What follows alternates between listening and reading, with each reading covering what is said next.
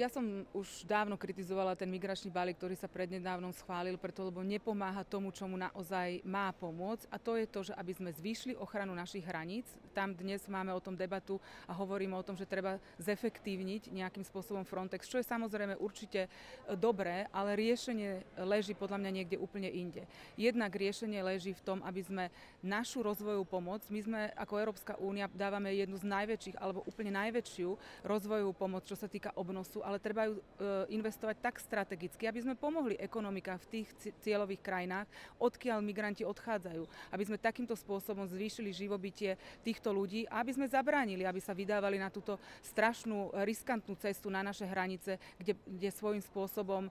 nedokážeme všetkým zabezpečiť dôstojný život a mnohí sa musia vrátiť, pretože